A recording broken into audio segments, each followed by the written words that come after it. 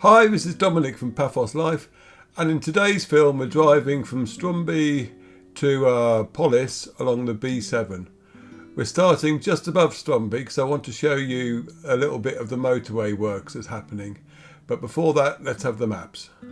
Right, we'll start off with a map of the whole of Paphos district, and you can see Paphos at the bottom and Polis at the top, and I've now overlaid the route we're taking. And I'll zoom in a bit so you can see the village names. We've got Stroumbi at the bottom, and we'll be driving through Giolou, Miliou, Holly, Skoulli, it's not showing there on the map but it's still there, Giolou, Chrysochou, and we'll be finishing at Polis itself. So let's get on with it.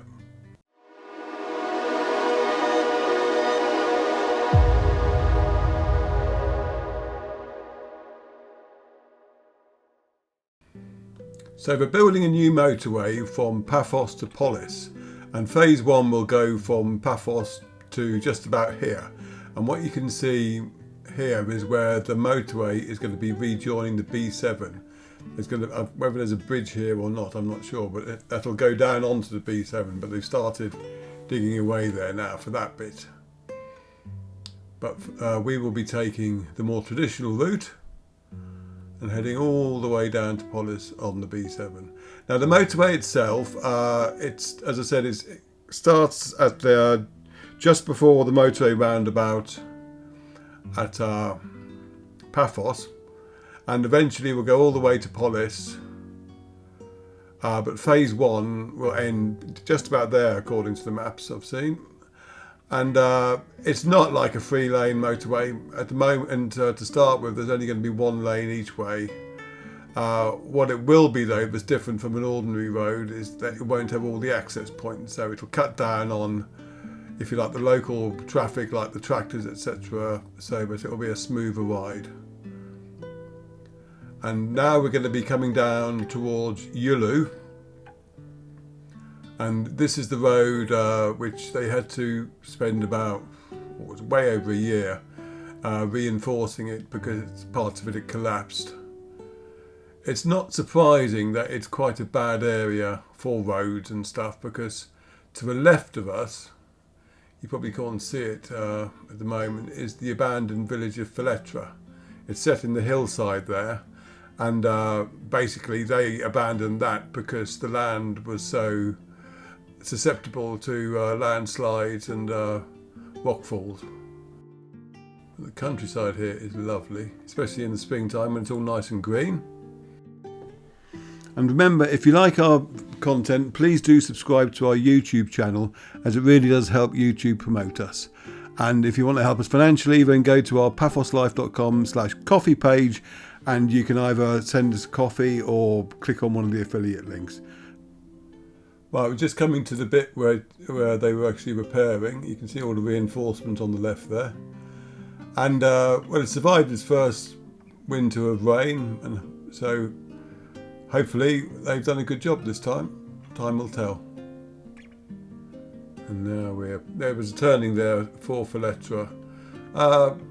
It's perfectly reasonable road to drive down. A couple of years ago there'd been a big landslide on it, and it had blocked it completely, but they cleared that fairly quickly. I mean, the abandoned village itself is great for exploring.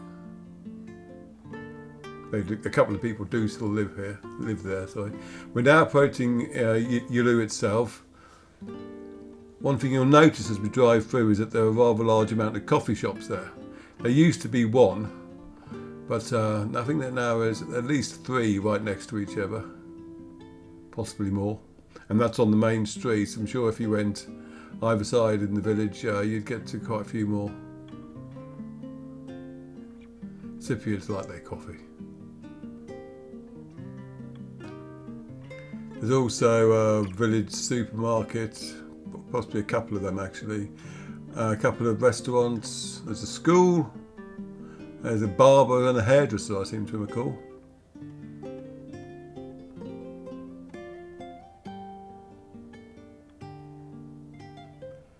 There's one of the restaurants just there, a Terraventh.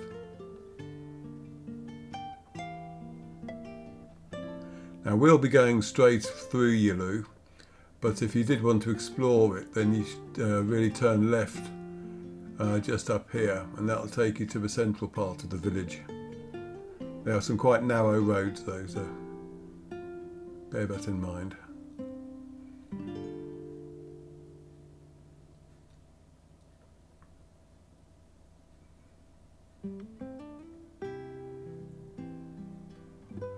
We filmed this on Greek Independence Day. Which could explain why the roads were so quiet, because the local Cypriot population would be out in the main towns for parades and stuff like that. Indeed, we finished the film rather abruptly in Polis. We had hoped to drive to the campsite, but well, we did eventually drive to the campsite, but I haven't shown all that footage because the main road we were driving down has been closed off, so we were sat in a rather odd traffic jam for about 5 minutes, so I ended up stopping the film just at the start of that instead. Now we're coming through an area that's got a lot of orange groves in it.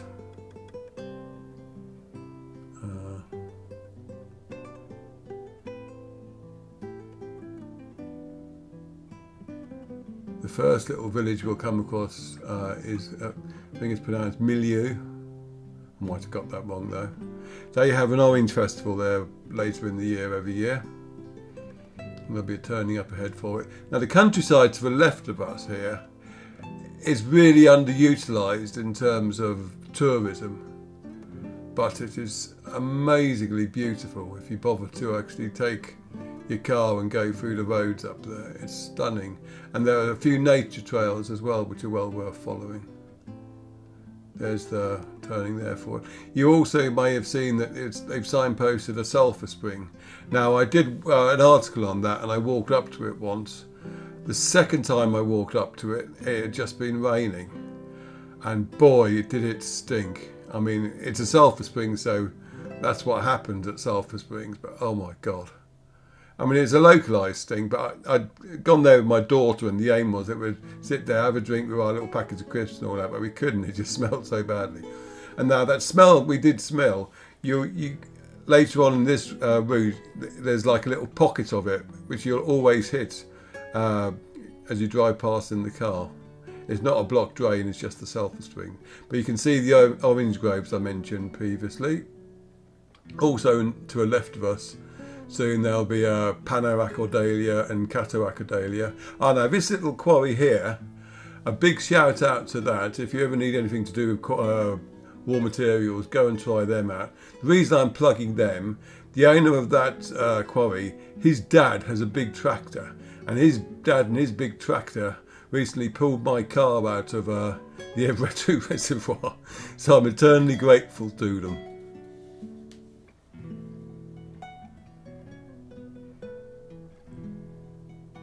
It's quite impressive as well, seeing a tractor do its job. But you can see all the orange groves now, lots of them.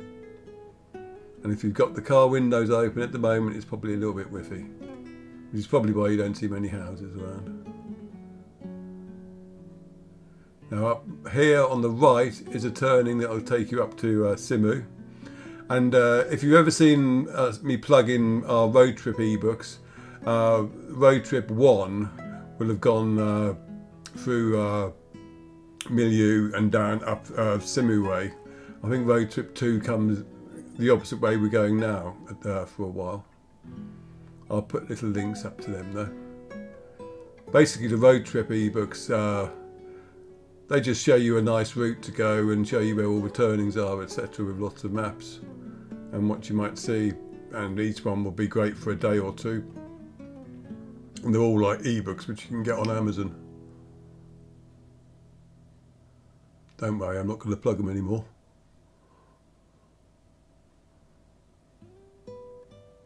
I do love springtime though in Cyprus.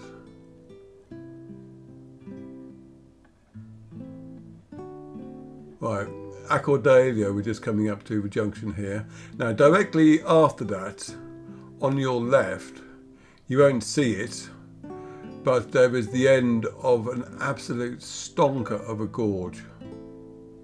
I mean, it's not a gorge like Avacus Gorge where you can walk through.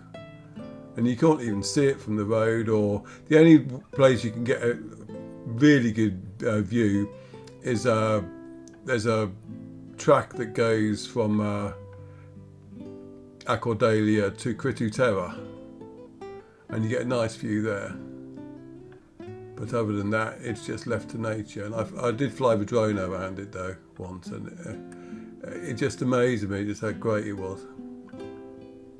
Anyway, that's the turning to Chrysochou, and that's got more. It's more famous for its waterfall than the gorge, to be honest. But there's a very nice waterfall there, and the nature trail. I think they're charging about €2 to park there or something, but that just pays for the upkeep of the area. And Chrysochou, well, all the villages here are well worth exploring. It's get in your car and drive to them and park and have a wander. I say park rather than just drive around the village, because a lot of the villages do have very narrow streets. Right, now coming up we've got a turning to a little village of Giolou, just there. And it was down that little road there that we found 4 lost and half-starved kittens about 4 years ago. And this is how 3 of them look now. There is the 4th one still around, still we can see, but she wasn't in that shot. That was a boys' night in.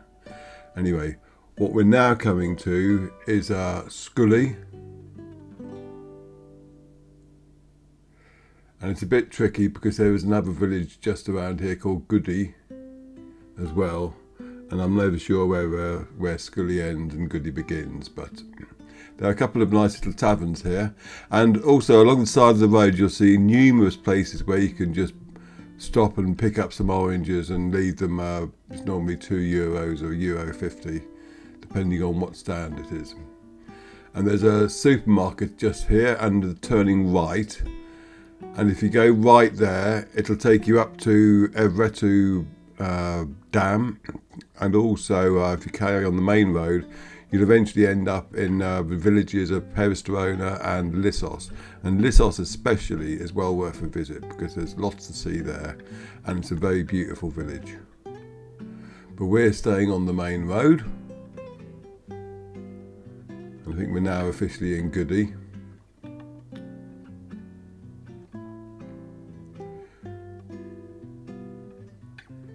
The landscape now has changed because prior to this we'd been driving through lots of hills, and now it is a little bit hilly, but it's mainly flattening out because it's the end of the Chrysochou river that runs out into Chrysochou Bay all around Polis.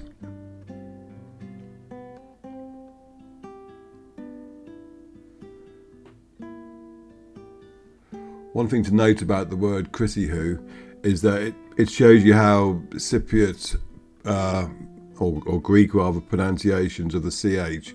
If it's CHR, it is like Chrissy, but the CH followed by a vowel like O is the C is silent, so you have Chrysochou as opposed to Chrysochou. Similarly, there's a village called Giolou, which if you've just read it, you'd say Giolou. And Holly, we just drove through. If you just read that, you'd probably say Cholly or something like that. But the CH followed by the O, the C is silent.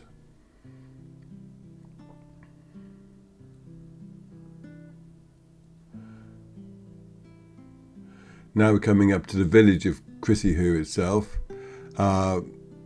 That's got a very nice old mosque in it. You can't go in it, you can just wander around it, but they've preserved that. And there's also in there a watermill. Presumably if you found the village municipal buildings, you could probably ask them for a key to the watermill and they'll show you around. But they probably just keep it locked unless there's school visits or stuff like that. But outside it's very pretty. And it's nice to see a restored one, because you will see lots of watermill ruins as you drive through the countryside. Right, so that's the turning to the village, and the next turning along is actually where you want to go to if you want to get to the local green point, which is the recycling area. that one's for locals. I don't expect tourists to use them. Now on the right here, you can't really see it, but there's an old Turkish Cypriot graveyard, which presumably, I seem to remember reading somewhere, they had the graveyards within eyesight of the mosques for some reason. But that was back there. So if you're driving past and you see the odd old tombstone, that's what that is. But we're beginning to hit the outskirts of Polis itself now.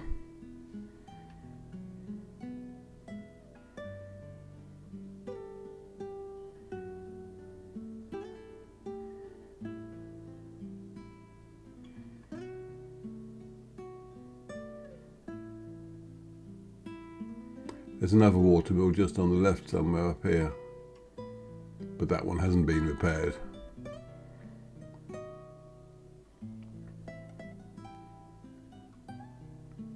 If you do explore watermills, do bear in mind, if you walk along the top bit, at the end of it there will be a big hole, so be careful.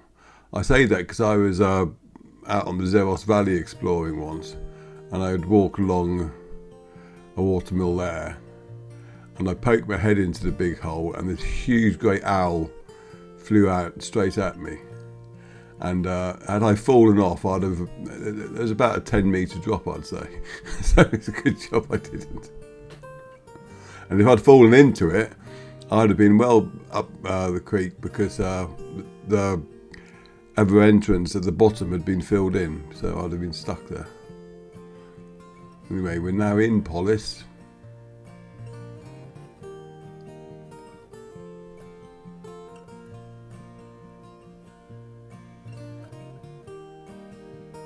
And you'll see as we start getting into a more built up area, but there's a couple of murals that have been painted in the last couple of years.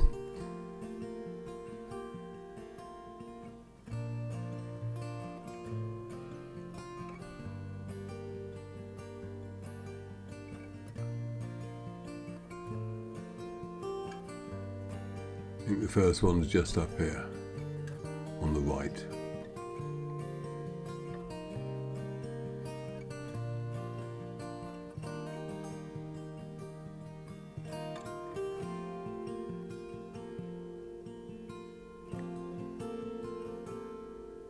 Here we are.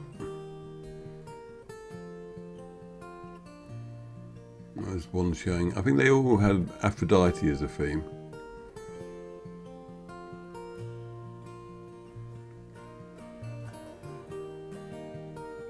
And if you turn right just after this petrol station, you'll be on the main coast road going up to Paphos. That turning there. And that's the subject of that route would be featured in our road trips 3 and 4, because we go all the way up to Paphos in them. And if you turn left at this junction, you will be on the way to Latchi and Aphrodite's Baths. And if you go straight on, you hit the centre of Polis. You can see more murals here, and this is where the parade for Greek Independence Day calls the road to be closed, which is where we'll finish. Thanks for watching.